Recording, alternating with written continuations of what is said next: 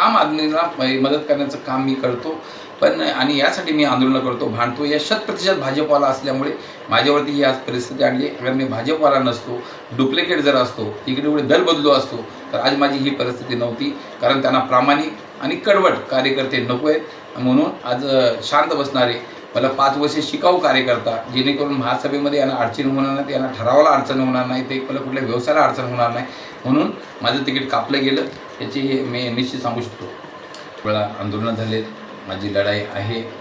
BSUPमध्ये जो जनतानगरचा रहिवासी नाही, जो बाहेरून आलेले लोक आहेत, आणि त्यामध्ये मीरादेवीने स्वतःच बाथरूममध्ये नंबर भरलेला आहे. एक दुकान आहे, ते दुकानचा गुमास्ता खोटा लावलेला आहे. असे अनेक हे केलेले आहेत आणि अनेक तक्रारी महापालिकेमध्ये पडलेल्या आहेत.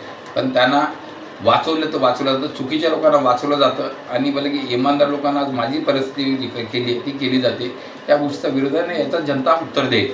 महिला आणि ज्येष्ठ नागरिकांना मी एवढंच सांगेन, म्हणजे शासनाच्या ज्या काही योजना असतील आता पण मी राबवल्यात आणि अनेक आता मी आयुष्यमान करून मी 500 आयुष्यमान बनवले, म्हणजे आणि जिंकवलं. त्याची मला जाण आणि भान ठेवून भविष्यामध्ये पण चांगलं काम जे होते ते मी गोरगरिबांसाठी करण्याचे, सगळ्यांसाठी, सगळे उत्तर भारतीय असतील, मराठी असतील, बिहारी असतील, मुस्लिम असतील, सगळ्या समाजासाठी मी प्रामाणिकपणे काम केले आणि भविष्यातही करेन.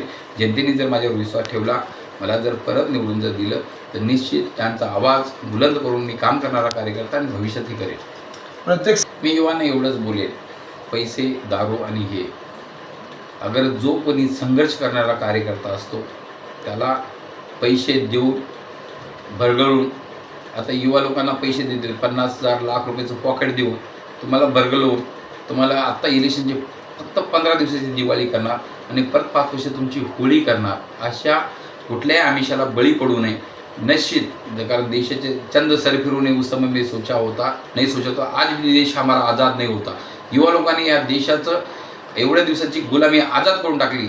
येणाऱ्या भविष्यामध्ये युवांना देश हितासाठी, गावाच्या हितासाठी, परिसराच्या विकासासाठी आपण एकत्रित येऊन काम करावं आणि कोणीतरी एखादा कोणी कर्मठ कार्यकर्ता असेल, प्रामाणिकपणे जनतेचा कार्यकर्ता असेल, माझ्यापेक्षा आणखी कोणी चांगला असेल, अशाच लोकांना मदत करावी.